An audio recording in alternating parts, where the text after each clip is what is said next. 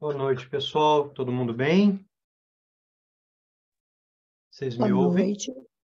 Sim, muito bom, muito bom.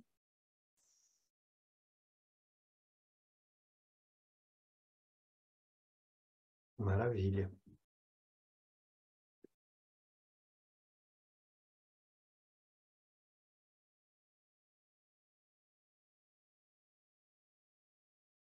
Então vamos. Hoje a gente continua a partir da página 36. A gente vem discutindo traços kármicos.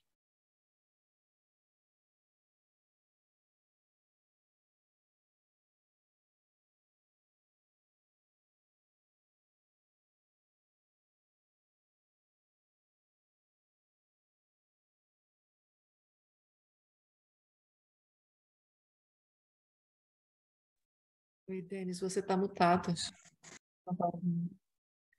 Obrigada.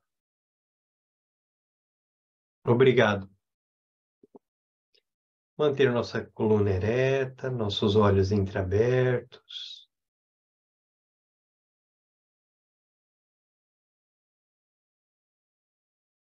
Observar o ar que entra e sai pelas narinas.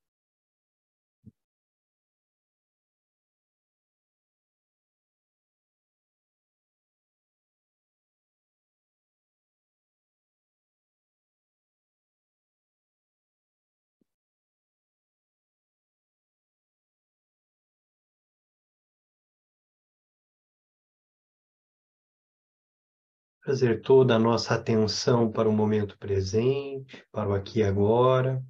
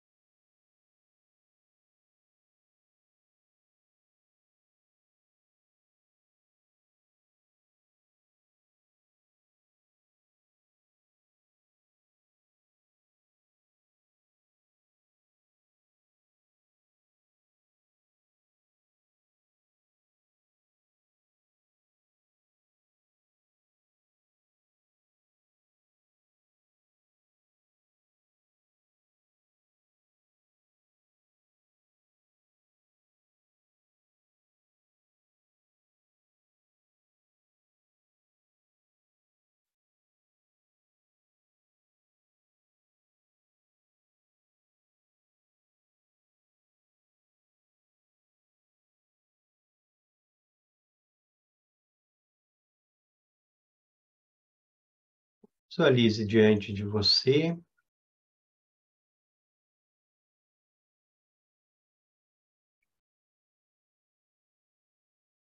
projetando a partir do seu coração o guru,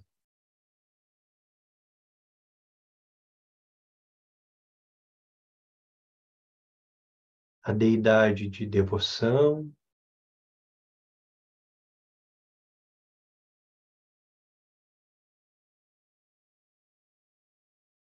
Tapiritsa, Shenlaokar, Shirabshama,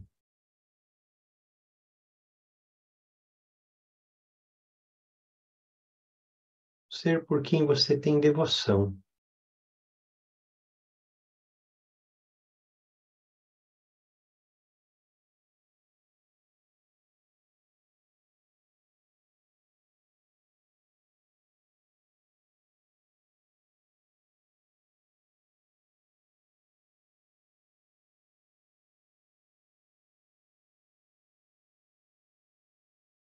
Mantenha a visualização até sentir essa presença, o calor da presença da deidade,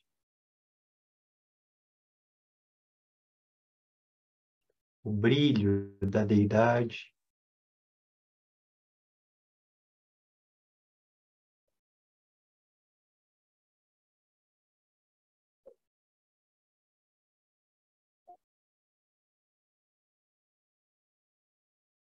Sinta-se na presença da deidade.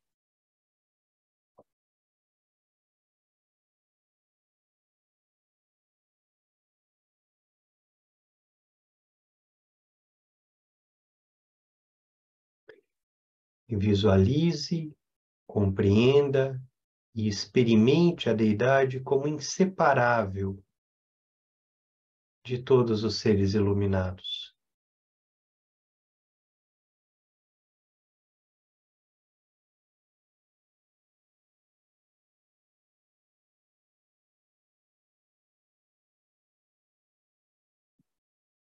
A essência da própria iluminação.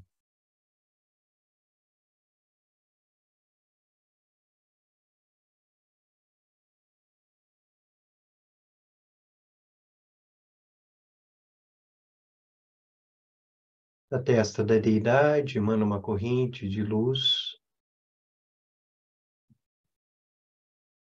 branca.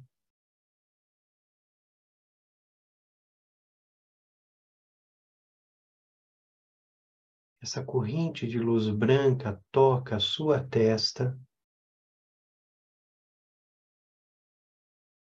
Um tigre de luz branca, aproximadamente acima dos olhos.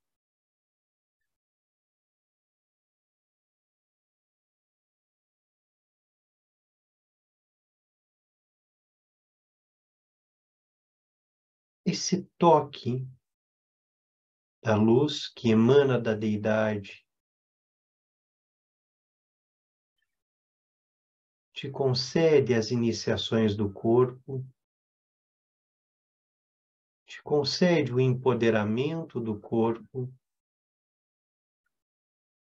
e faz do seu corpo iluminado.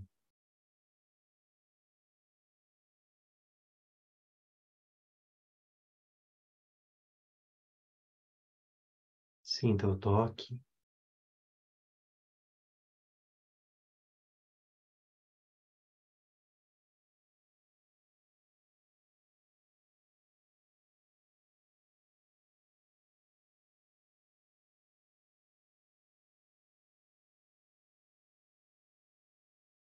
Mantenha-se na presença.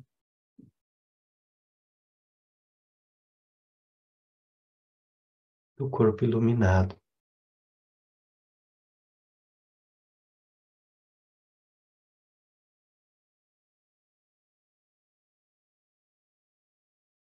Da garganta da deidade emana uma corrente de luz vermelha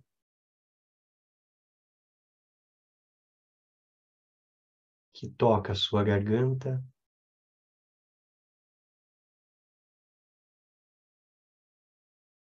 Faz da sua fala a fala iluminada de todos os Budas.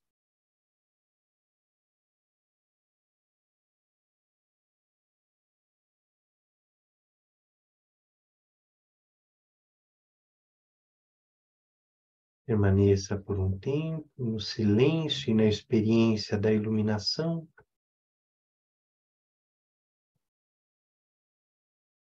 com o empoderamento da fala, com a iniciação da fala.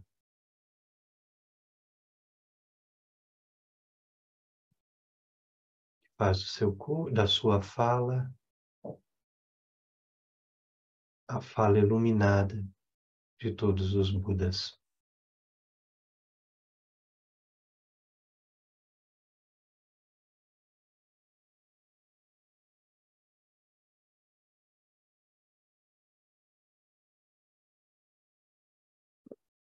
O coração da deidade emana uma corrente de luz azul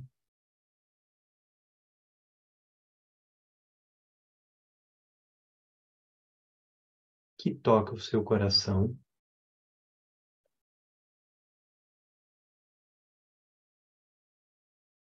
E faz do seu coração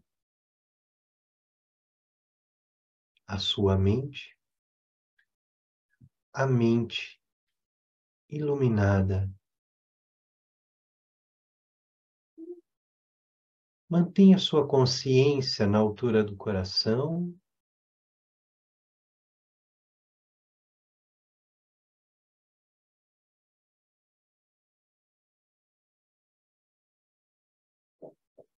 E por um instante, se permita só permanecer presente, completo,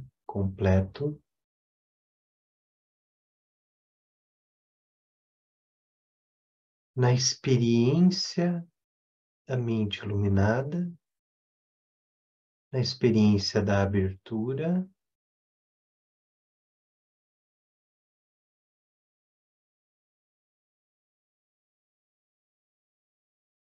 no coração.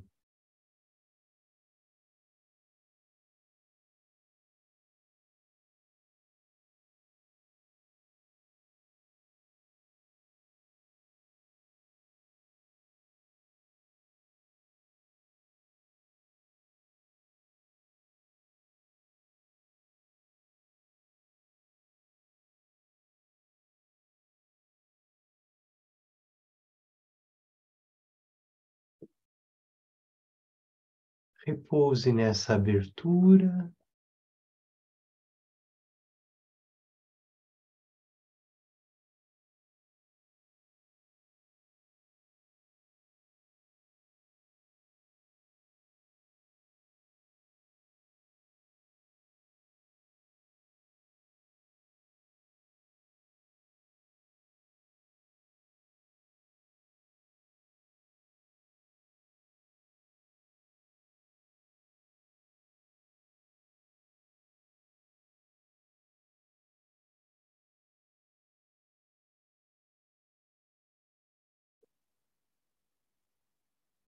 Se você tem dificuldade em repousar nessa abertura,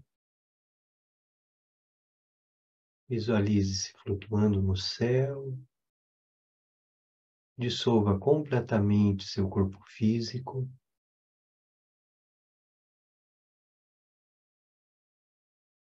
Permita que sua consciência se funda ao espaço.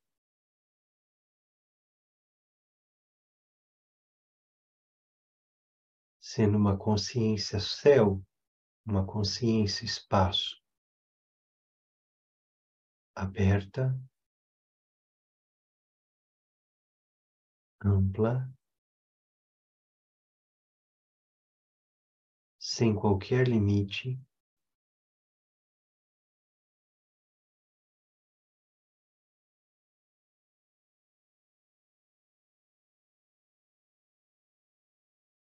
que é só presença e abertura.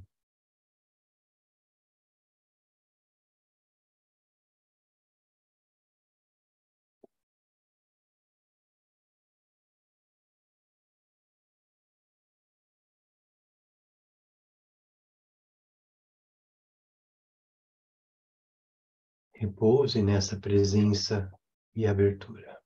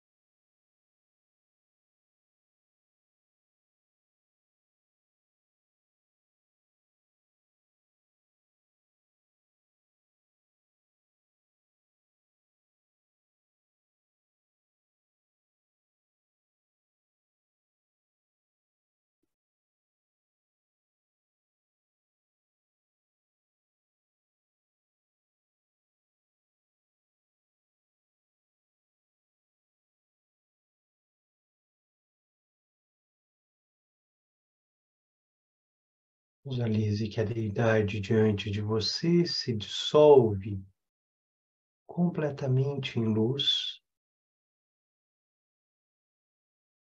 e se funde com você e você se funde com a deidade na perspectiva do vazio, da abertura e da luminosidade.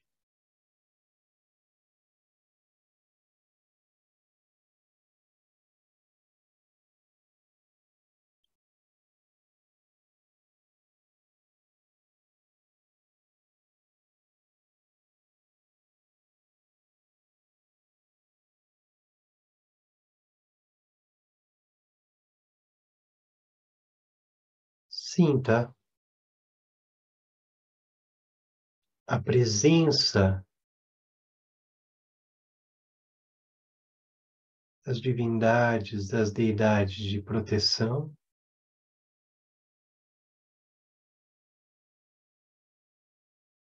como Yeshuan, que ocupam todo lugar em que nós estamos, o lugar em que você está.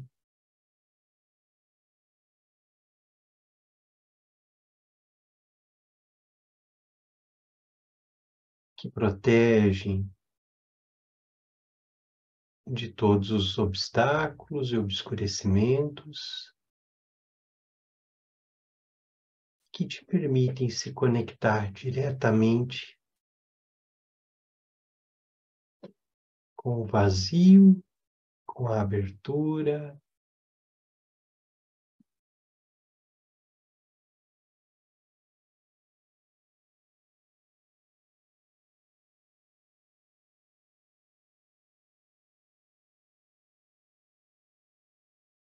e nesse vazio,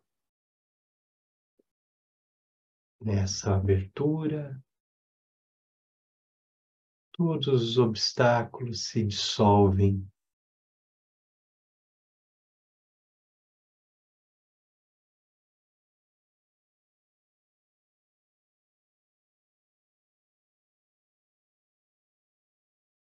Observe os obstáculos que se dissolvem.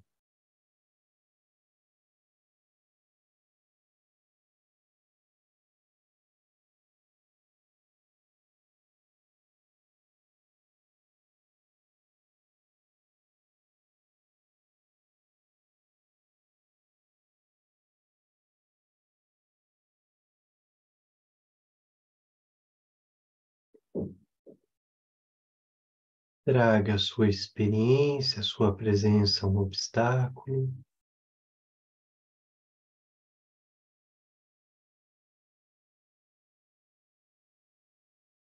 Perceba, permita que ele simplesmente se dissolva,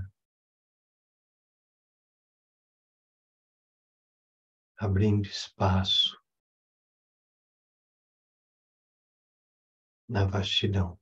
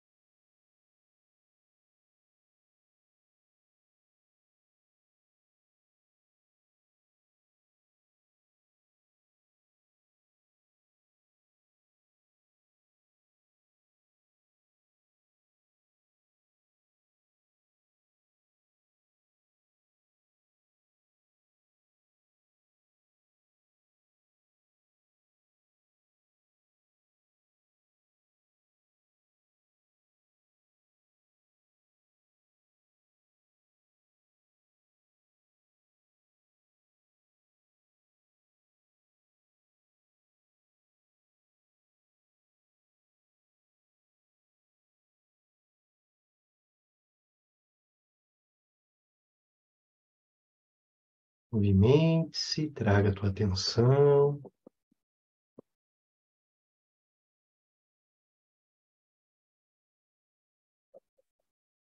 E nós continuamos, então, nosso estudo de onde nós paramos. E nós estávamos na página 35, 36, né? Onde o Rinpoche vai trazendo um exemplo de como o sonho se contamina com o samsara e com o dia a dia, e como o sonho traz imagens do nosso dia a dia, e ele trazia uma historinha, né, de um homem que ele vivia numa família desajustada, com uma série de situações. Um dia, ele já adulto passa de frente de uma casa em que as pessoas discutem lá dentro. Ele fica, aquilo reacende um traço kármico dele, e ele vai dormir, ele tem um sonho que está relacionado a isso. No dia seguinte, ele começa a ficar irritado com a esposa. Então, vai trazendo toda a conexão samsárica entre os vários traços kármicos. O nó central aqui é a perspectiva do traço kármico. Isso que, de alguma forma, vai se estabelecendo na superfície da mente, se mantendo, se fortalecendo ali, até criar uma característica, até que se torna uma característica marcante, né, que marca nosso passado, nosso presente, nosso futuro. Então, o traço kármico, ele tem essa força, ele tem essa energia, né, de alguma forma, marcar a nossa história. Então, no sonho, continuando a leitura, o homem reage à provocação da companheira do sonho com sentimentos de raiva e dor. Essa resposta é controlada pelos traços kármicos, que foram reunidos em sua consciência mental quando criança e provavelmente foram reforçados muitas vezes desde então. Quando a companheira do sonho, que é a projeção da mente do homem, provoca-o, sua reação é de aversão, exatamente como acontecia quando ele era criança. A aversão, a raiva, como um resultado da provocação. O que é importante, ele tem no sonho uma experiência muito parecida com a reação que ele tinha quando criança em relação à provocação. A aversão que ele sente no sonho é a nova ação que cria uma nova semente. Cada vez que nós sentimos raiva, cada vez que nós sentimos a aversão, a raiva, é uma nova semente, é um novo traço kármico. Então, cada vez que nós temos raiva, sentimos raiva, é como se nós plantássemos uma nova semente, fortalecendo o traço kármico e criando espaço para que mais ele se fortaleça e floresça. Quando acorda, ele está tomado pelas emoções negativas, que são o fruto de karmas anteriores. Ele se sente mal amado e ele se sente mal amado e distante de sua companheira. Para complicar ainda mais as coisas, a companheira reage de acordo com as tendências habituais karmicamente determinadas, talvez ficando irritadiça, retraída, arrependida ou subserviente. E o homem novamente reage negativamente, semeando mais uma semente kármica. Ou seja, ele tem no sonho uma experiência de aversão. Quando acordado, ele expõe isso, ele traz isso para a companheira. De alguma forma, a companheira fica irritada, porque aí mostra o traço kármico da companheira e como reação à irritação da companheira, ele fica com mais raiva. Ou seja, o traço kármico vai se retroalimentando em um e em outro. Qualquer reação a qualquer situação externa ou interna, acordados ou sonhando, baseada no apego ou aversão, deixa um traço na mente. Da mesma maneira que o karma dita reações, as reações semeiam mais sementes kármicas, que ditarão futuras reações, e assim por diante. É dessa maneira que o karma conduz a mais karma. E a roda do samsara, o ciclo interminável da ação e reação, é mantido. É interessante essa perspectiva do karma, porque ela se estabelece, se fortalece, se mantém e floresce em nossas reações diárias. Nas pequenas coisas que nós fazemos, no dia a dia, o karma, ele se mantém, ele amadurece e ele faz com que a gente não olhe para as coisas como elas realmente são. Então, como os traços kármicos, eles são obscurecimentos em nossa visão, em nossa forma de ver, ele faz com que a gente reaja com apego ou com aversão a partir de qualquer situação ordinária. É muito interessante ver, por exemplo, nos relacionamentos, como os nossos traços kármicos se manifestam. Nada tão relevante ou revelante, né, porque revela um traço kármico, como, por exemplo, uma toalha molhada em cima da cama. Objetivamente, o que é alguém, o relacionamento, toma banho e deixa uma toalha molhada em cima da cama. Objetivamente, ele é só uma toalha molhada em cima da cama. E como é que se resolve uma toalha molhada em cima da cama? Pegando a toalha e pendurando-a para secar. Agora, se a nossa reação é uma reação de raiva, de apego, em relação ao fenômeno, isso é o traço kármico apontando para ele. Isso é como o traço kármico se manifesta. Então, muitas vezes, na perspectiva de um relacionamento, numa história, ou mesmo como nós educamos nossos filhos, no dia a dia, o que nós projetamos são nossos traços kármicos. O fenômeno em si, ele é desprovido de apego e aversão. Apego e aversão está no nosso olhar, está na forma como que nós direcionamos o nosso olhar ou como nós lidamos com os fenômenos.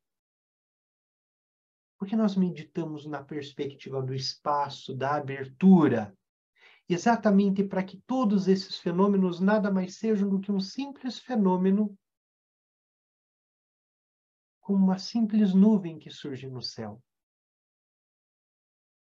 Como uma nuvem que surge, da forma com que ela surge, ela vem e vai.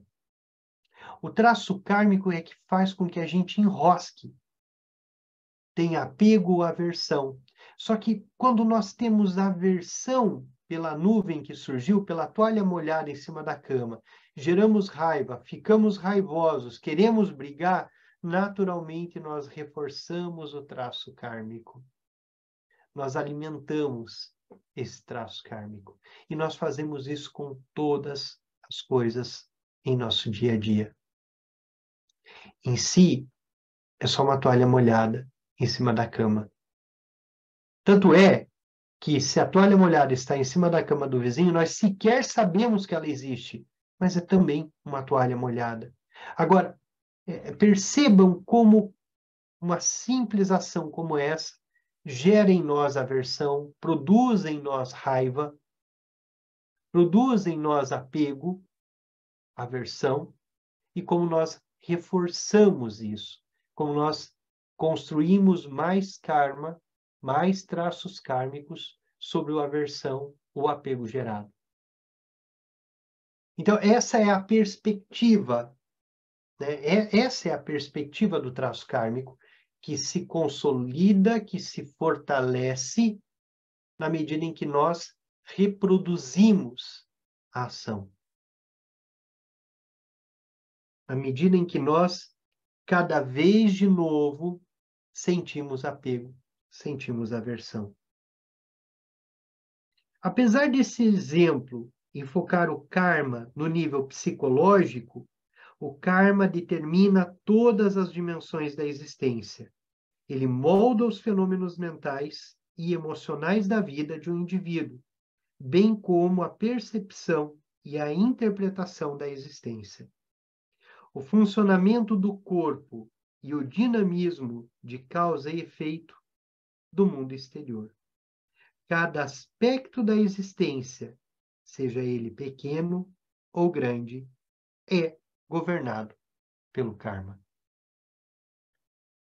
Cada aspecto da existência é marcado pelo karma, governado e direcionado pelo karma. Então, esses traços kármicos que estão em nossa mente, desde que nós nascemos, que nós aprendemos a lidar com as coisas na perspectiva do apego e da raiva, cada vez que sentimos apego, cada vez que sentimos raiva, aversão, que são milhares de vezes durante o dia, nós reforçamos os traços kármicos. Então, o traço kármico é sempre como uma semente. E como semente, precisam de certas condições para se manifestar. Como uma semente, ela precisa de uma terra fértil para se manifestar. O traço kármico está lá. As condições da vida, do dia a dia, são como terra fértil. A toalha molhada em cima da cama é terra fértil para que o karma se manifeste, para que a raiva venha, para que a raiva floresça e, muitas vezes, para que a raiva cause o estrago que ela causa. Toalha molhada é solo fértil.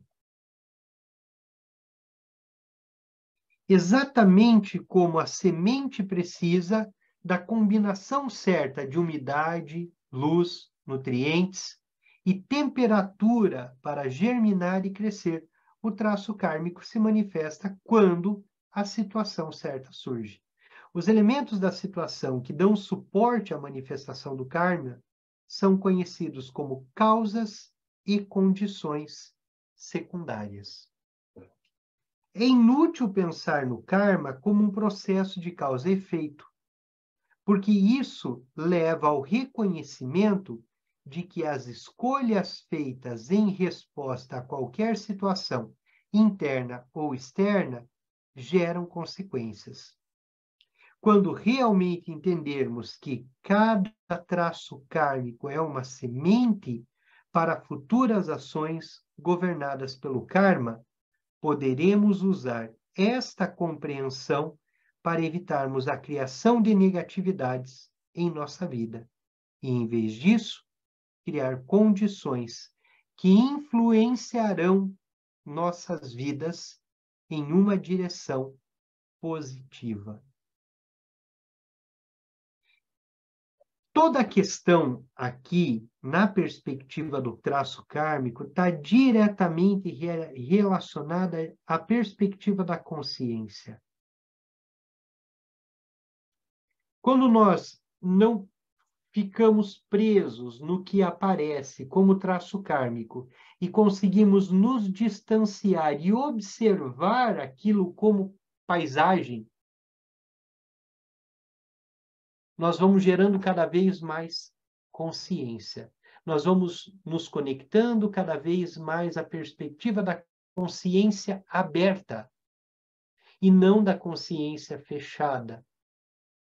O que é consciência fechada? A perspectiva do traço kármico. Porque nós nos perdemos, porque nós nos fechamos e seguimos o traço kármico. A consciência aberta nos coloca numa outra disponibilidade. E aí nós conseguimos olhar para a nossa raiva. Olhar para o nosso apego, olhar para o orgulho, olhar para a inveja, olhar para a ignorância. Então, nós olhamos para o traço kármico, olhamos para o apego e aversão, não como quem se envolve no apego e aversão, mas como quem tem consciência do apego e aversão. Então, é apego e aversão consciente, desperto. Nós sabemos que aquilo é aversão. Nós sabemos que o que surge é a raiva. Nós sabemos que o que surge é o apego. Nós sabemos que o que surge é pensamento. Por isso treinamos chinê. Calmo, permanecer. E os pensamentos ali, borbulhando. Não negamos nenhum deles, porque negar é aversão. A aversão reproduz karma, amplia karma. Não nos seguimos nenhum deles, porque seguir é apego. E apego gera novo traço kármico. Então, simplesmente deixamos ele ali. Os pensamentos vindo, os pensamentos surgindo. E nos conectamos na abertura, na observação. Na observação consciente. Há uma dificuldade aí, porque quando nós começamos a meditar, quando nós começamos uma prática de chinê, nós descobrimos que essa coisa de pensamento, de mente, é um troço muito louco. Porque os pensamentos estão o tempo todo vindo. E talvez a gente consiga ficar 1, 2 ou 3 segundos sem seguir esses pensamentos. Mas cada vez que nós conseguimos ficar pelo menos um espaço de tempo sem seguir os pensamentos, nós nos conectamos a essa perspectiva da abertura, a essa perspectiva da consciência.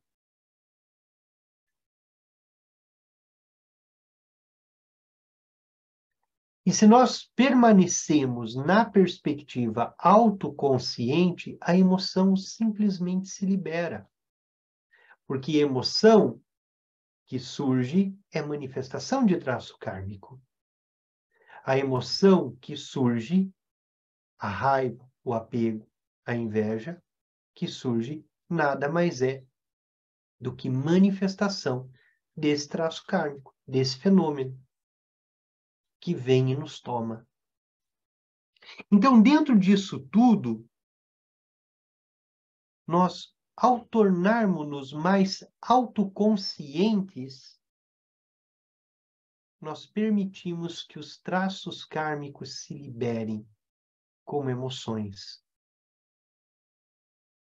Então, o Rinpoche diz, se soubermos como, e o Rinpoche nos dá a receita do como, se nos conectarmos à natureza pura da mente, se experimentarmos a espaciosidade, a consciência aberta, esse é o como. Esse é o como. Se na hora da dor nós nos conectamos à abertura e não ao objeto, se no sofrimento nós nos conectamos ao espaço aberto do ser e não à perspectiva obtusa de seguir um único pensamento, nós podemos permitir que a emoção se autolibere, tão logo surja. Nesse caso, nenhum karma novo é criado. Não há karma positivo, karma negativo ou a sucessão de perspectivas kármicas. Se nós conseguimos nos tornar conscientes e perceber a aversão surgindo, a raiva surgindo e simplesmente permitindo que ela se libere, se autolibere. Se nós nos envolvemos com o karma, nos envolvemos com o traço kármico, nos envolvermos com a emoção, nós produziremos mais karma.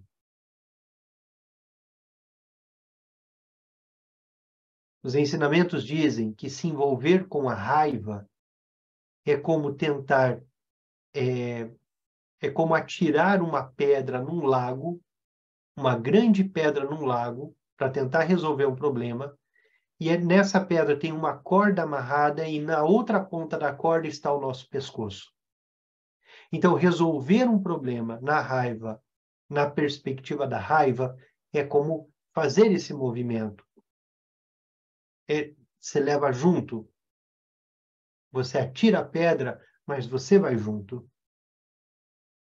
Você está na dinâmica da raiva, agindo com raiva, reproduzindo o traço kármico da raiva.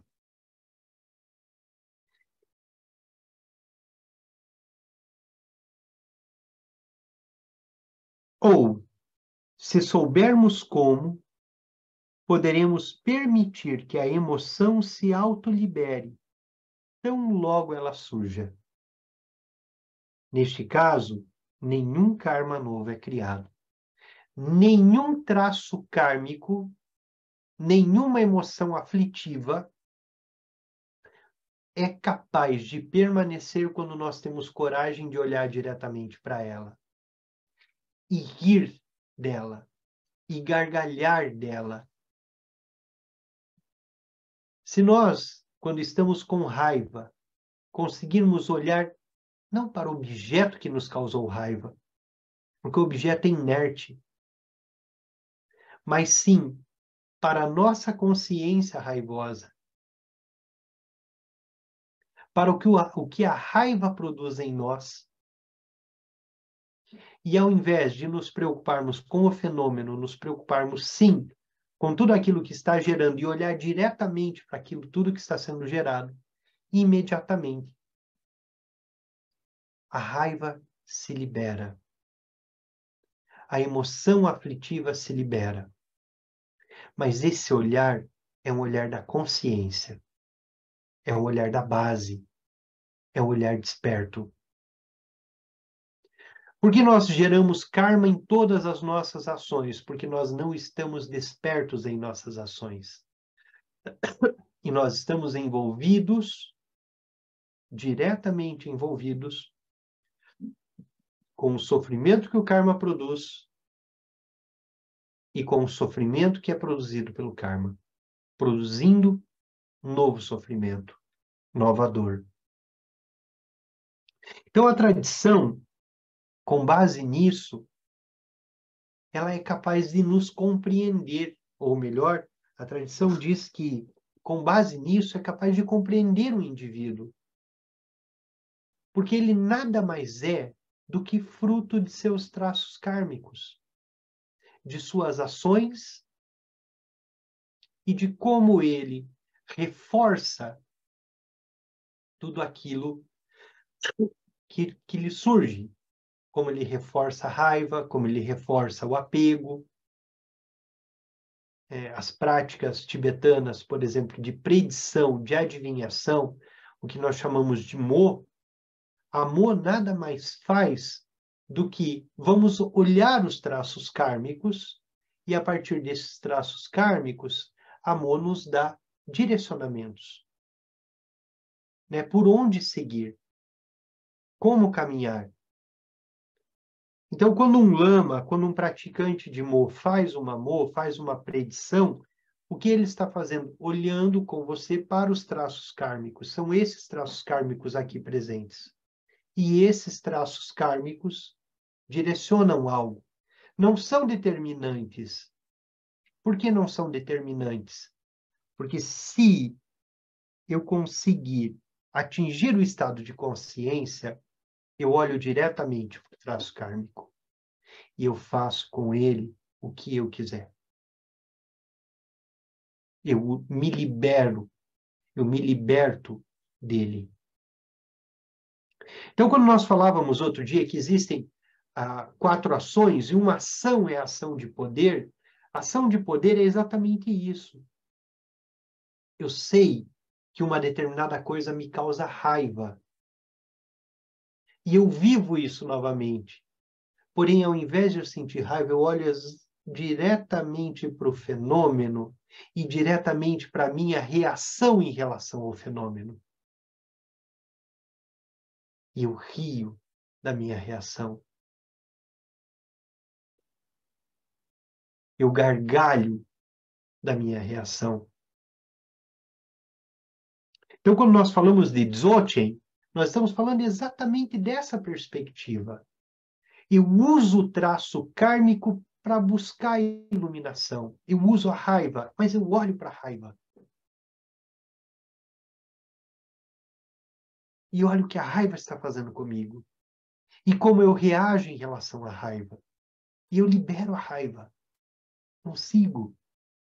Só deixo ela ali. Sem me envolver. Sem perder a consciência. O nó central do como, ou seja, se soubermos como, poderemos permitir que a emoção se autolibere, tão logo ela surja. Nesse caso, nenhum karma novo é criado.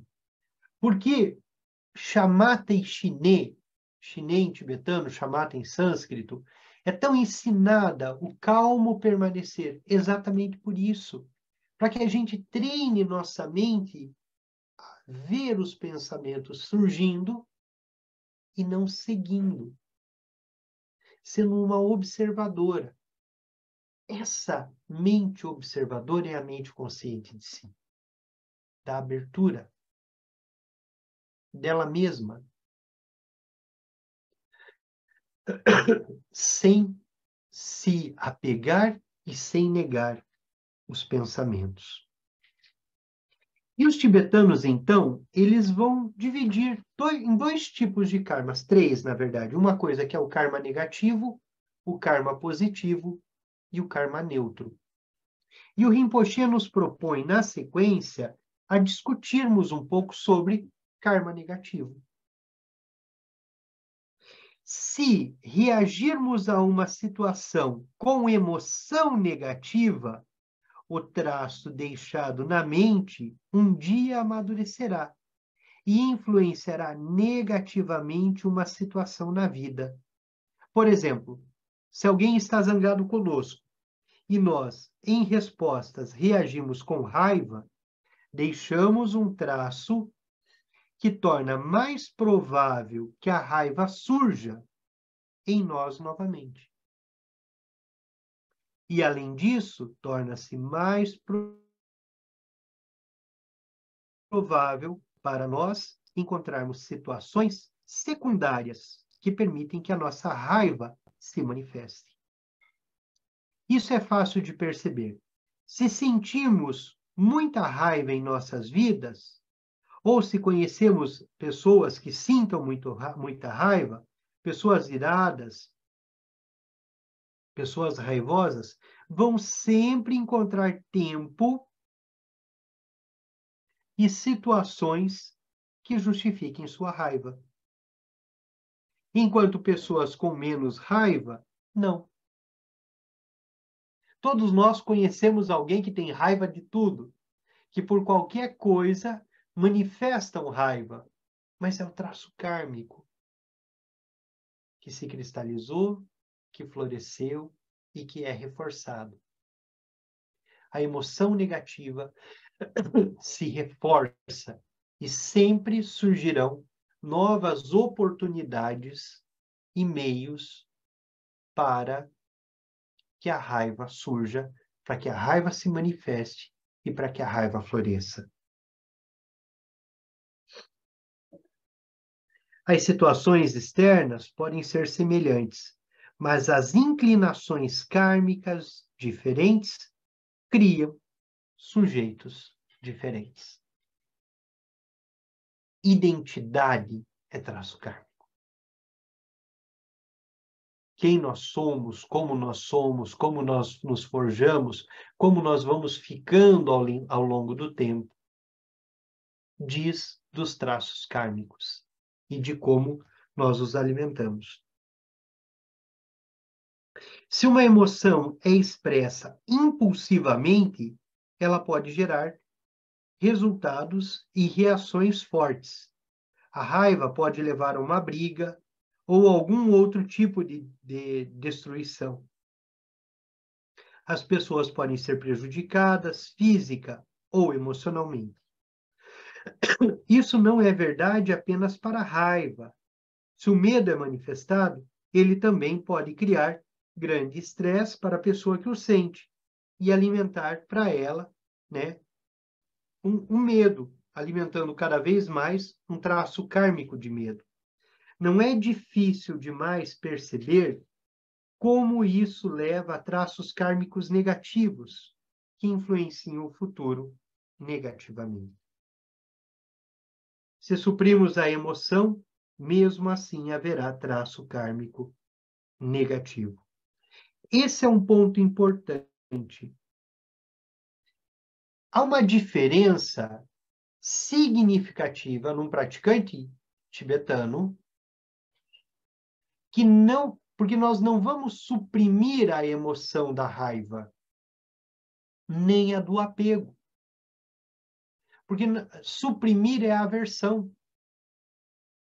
Então, nós não vamos suprimir a raiva. Daqui a pouco nós vamos entrar na perspectiva dos reinos da existência. E um dos reinos da existência, né, um dos reinos que surgem, é o reino dos infernos. E o reino dos infernos nada mais é do que a manifestação do veneno da raiva. A manifestação de todas as condições da raiva. E no reino dos infernos, os tibetanos dividem em infernos quentes e infernos frios. Porque muitas vezes há pessoas que têm raiva e essa raiva se manifesta como calor, uma raiva quente. A pessoa fala, a pessoa briga, a pessoa vai. Mas há pessoas que não manifestam externamente essa raiva, mas mantêm uma raiva fria. Porém, nós não negamos e não suprimimos as emoções. Nós nos tornamos conscientes das emoções. O que libera a raiva não é a negação da raiva. Não é, no momento em que a toalha molhada está sobre a cama, nós negarmos a raiva que estamos sentindo na perspectiva de tentarmos sermos bonzinhos. Não é essa a dinâmica. A dinâmica é sentir a raiva de forma consciente, sabendo que ela pode se transmutar em compaixão. Então não é a negação, é outra coisa. É de uma outra natureza. Porque senão a gente vai numa perspectiva de domar emoções, mas negando as emoções, criando mais traços kármicos e problemas dos mais diversos. Nós não negamos nenhuma emoção, nós sentimos a emoção, mas nós aprendemos a entender de forma consciente a partir da base. Se suprimirmos a emoção, mesmo assim haverá um traço kármico negativo. A supressão é uma manifestação de aversão.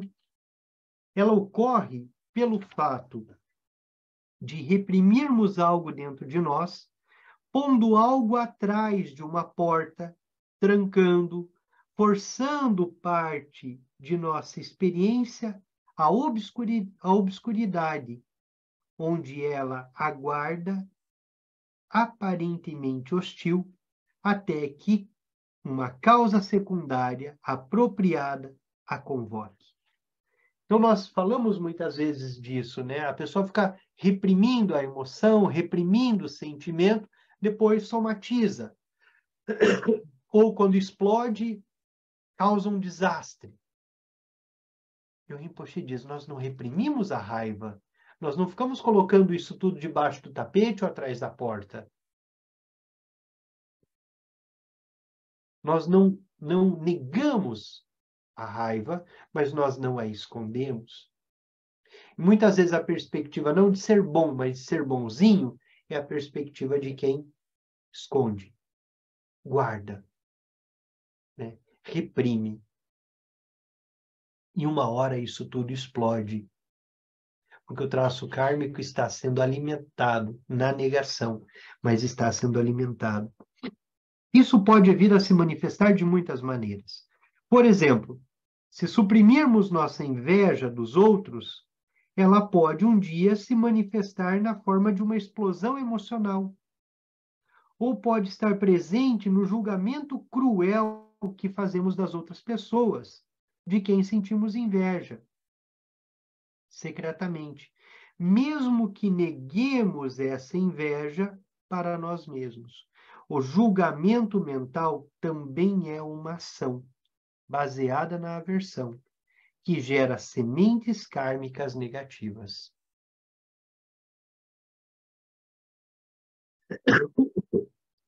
O julgamento mental também é uma ação. Isso é importante.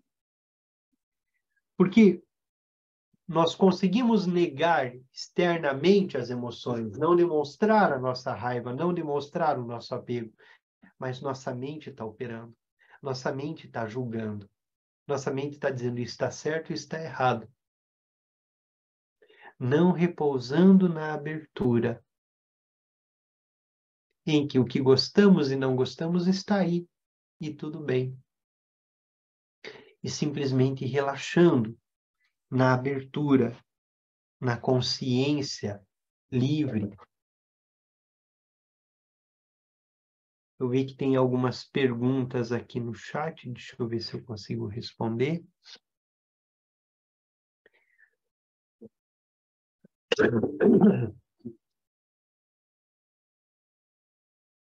Nossos traços kármicos acabam atraindo por afinidade justamente alguém que tem a propensão de vibrar sim, né? Porque o traço kármico, ele sempre vai levar a gente para condições, causas e condições para que ele se reproduza.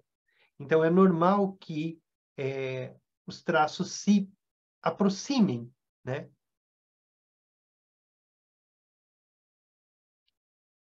Aí o Pietro diz, por isso o treinamento de Rigpa é importante.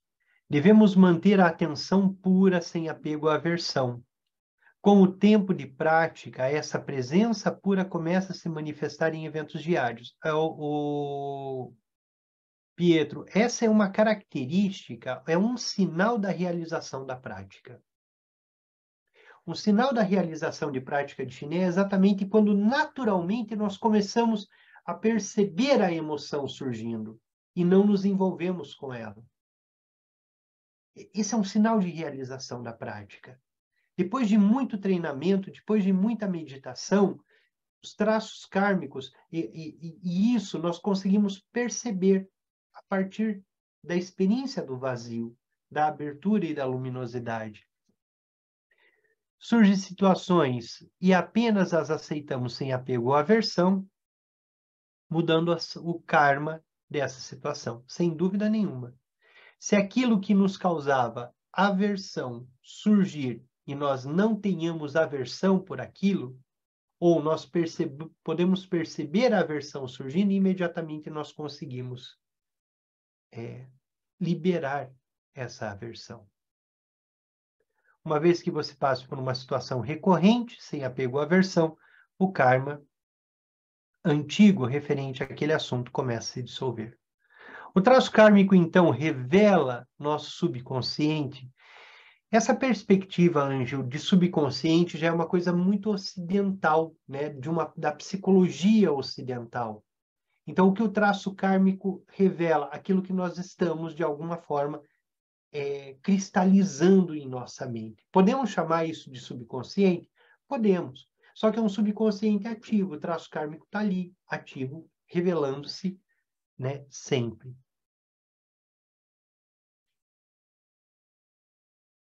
Explica quais razões muitas vezes vivenciamos, justamente não queremos vivenciar. É um carro desgovernado. Sim, a mente não treinada, quando estamos envolvidos com os traços kármicos, nós somos esse carro desgovernado. Aliel, os traços kármicos se tornam mais fortes, sedimentando quando acreditamos que somos esse ego personagem. Sim. Até porque, quando nós definimos ego é uma construção baseada em traços kármicos. No que gostamos, no que não gostamos, no que queremos, no que não queremos. Uma forma também de debilitarmos esses traços kármicos é trabalhar o desapego ao ego. Nunca há negação. Nunca há negação. Nós não negamos nada. Nós estamos no caminho do meio. E no caminho do meio nós não negamos nada, mas também não afirmamos nada. Nós observamos. Observamos o ego. É verdade que a raiva é a maior fábrica de karmas? A pergunta do Kaliel é importante. Eu diria que os 5 venenos, sendo os 3 principais, de mesmo tamanho e igualdade na produção de karma. A ignorância, o apego e a raiva. E as derivações, a inveja e o orgulho. Todos produzem karma. O apego produz karma. O apego é a raiz da raiva. Porque a raiva é exatamente quando as coisas não estão de acordo com aquilo em que eu me apeguei. Então, treinar o desapego é o primeiro passo. Porque a raiva é consequência do apego. E o apego é consequência da ignorância. A tradição diz que a nossa ignorância gerou identidade. E a identidade gerou apego e raiva. Então, é esse passo a passo, né?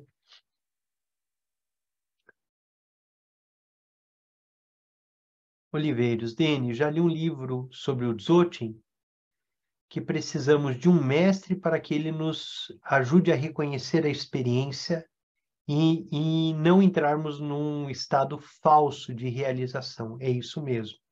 A transmissão, o apontamento, o lama raiz tem que ser aquele que te aponta a primeira vez a natureza pura da mente, tem que ser alguém fiel a uma linhagem, com autorização para isso, né? Para quem quer se aprofundar em Dzogchen, faz retiro com Geshe Dema, faz retiro com Rinpoche, quer dizer, vai buscar e, por apontamento, reconhecer a natureza pura da mente, né? Pela instrução deles, fazendo esse caminho. Senão, realmente, há o risco de estarmos na vaidade do ego, temos certeza que atingimos alguma outra coisa que só é plena quando reconhecida e quando apontada, né? E aquele mestre que te aponta a natureza pura da mente, nós dizemos, esse é o teu lama raiz, esse é o teu professor principal, né? Que é aquele que te aponta e que por meio dele você faz a experiência. Senão há um risco mesmo de nós estarmos encontrando qualquer coisa. Muito bem. Muito obrigado. Gente, alguém gostaria de fazer alguma colocação, uma pergunta?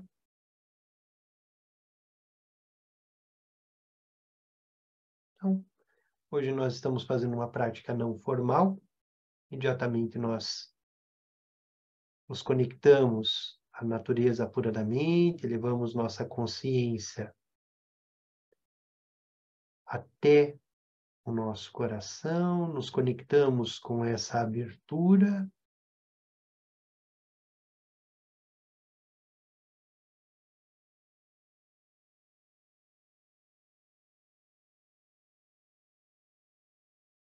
Nessa abertura, nessa espaciosidade.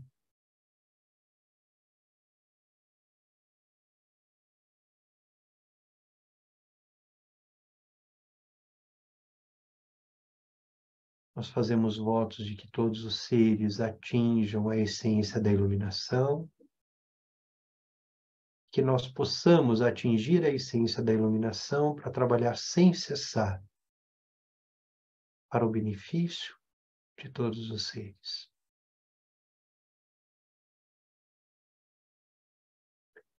E do poder dessa abertura, desse vazio, nós fazemos votos de que Tenzin Wangyal Rinpoche, nosso professor, tenha uma vida muito longa.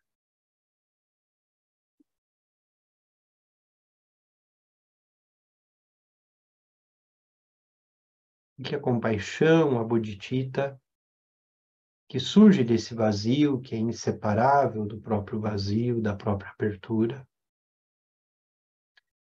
se expresse onde ainda não se expressou,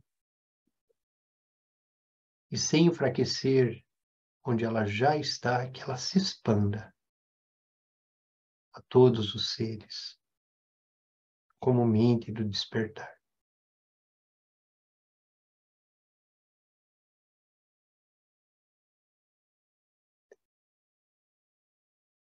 Boa noite a todos e até próxima semana.